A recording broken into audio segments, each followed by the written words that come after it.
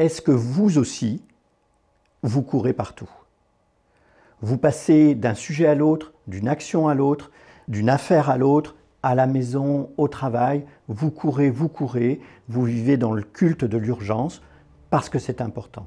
Mais comme l'écrit Edgar Morin, à force de s'occuper essentiellement de l'urgence, on évite l'urgence de l'essentiel. Aujourd'hui, je voudrais vous parler de l'essentiel et de l'important et vous aider à vous débarrasser du culte de l'urgence pour retrouver l'essentiel.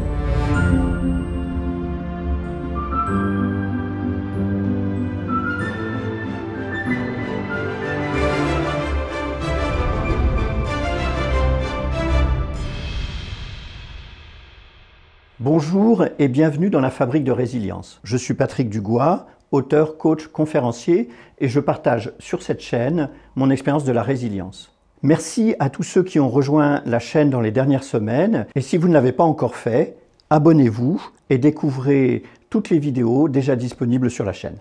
Laissez-moi vous raconter une histoire. Il y a quelques mois, j'assistais aux obsèques d'un ancien collègue de travail.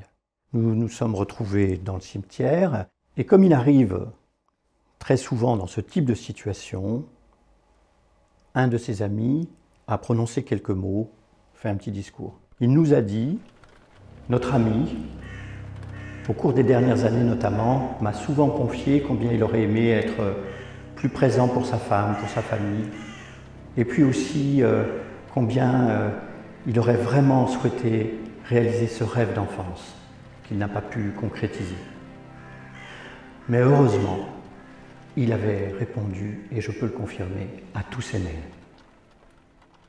Évidemment, cette histoire est fictive, mais elle pourrait tout à fait être vraie, et je crois suffisamment de personnes que j'accompagne qui sont pris par leurs mails, pris par de multiples activités qui courent. Tous ces mails urgents au quotidien étaient sûrement importants. Mais étaient-ils essentiels? En réalité, aujourd'hui, nous vivons une grande confusion. Avec les médias, avec les réseaux sociaux, tout est mis au même niveau. On va de la même manière traiter au journal télévisé le risque d'une guerre nucléaire avec l'Ukraine aujourd'hui et une anecdote ou un fait divers dans telle ou telle ville ou village.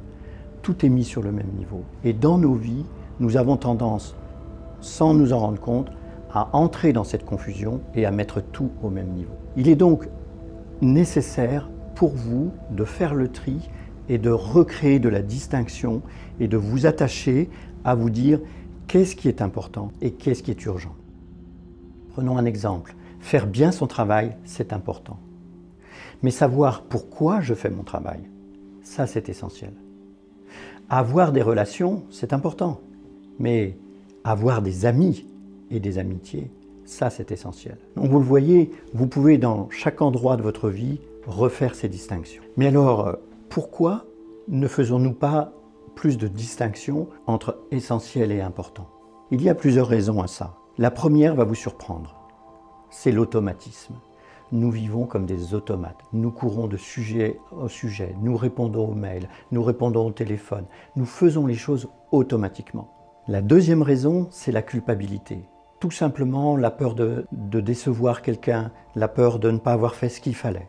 Et puis, il peut y avoir aussi la peur de ne pas réussir. Alors comme j'ai peur de ne pas réussir, alors je fais tout, comme ça je me garantis que j'aurais bien fait tout ce qu'il fallait. Il peut y avoir aussi la peur de perdre, la peur de manquer quelque chose, de manquer le dernier film, de manquer le dernier pot avec les collègues, de manquer telle réunion, etc. Mais à force d'avoir peur de rater quelque chose, je finis par accumuler des choses qui me paraissent importantes et que je crois essentielles. Mais en réalité, elles peuvent être importantes, mais elles n'ont que l'importance que je leur donne.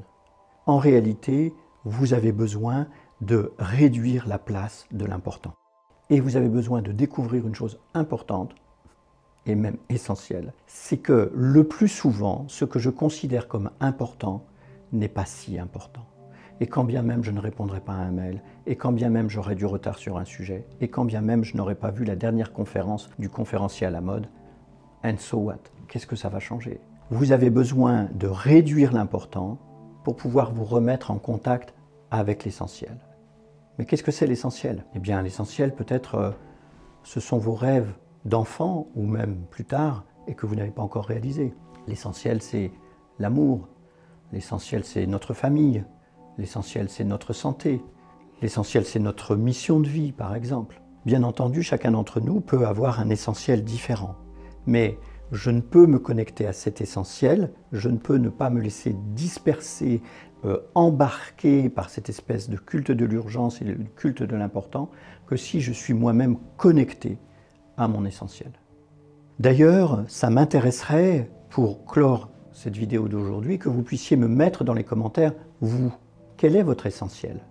Qu'est-ce qui fait que vous ne vous laissez pas happer? Qu'est-ce qui fait que réellement vous faites ce qui, à la fin, restera?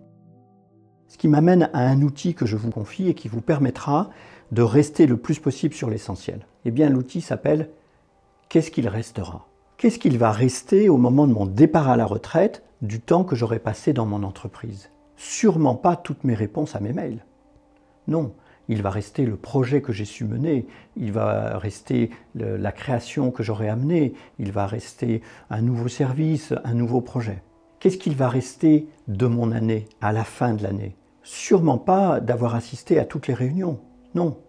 Il va rester ce que concrètement j'aurai réussi à mettre en œuvre, à mettre en place. Et vous pouvez vous poser la même question à la fin de chaque mois, de chaque semaine et de chaque journée. Et vous allez découvrir que vous passez de manière automatique un certain nombre de jours où, au fond, vous avez beaucoup couru, partout. Vous avez été dans le culte de l'urgence, mais que va-t-il en rester d'essentiel? Je vous laisse méditer sur ce sujet et je vous invite à aller dans les commentaires et de me faire part, vous, quel est votre essentiel? Ça va nous permettre de voir à travers toutes vos réponses la diversité des essentiels et puis aussi pour vous de mesurer est-ce que votre essentiel est vraiment un essentiel. Et je vous dis à très bientôt pour une nouvelle vidéo dans la Fabrique de Résilience.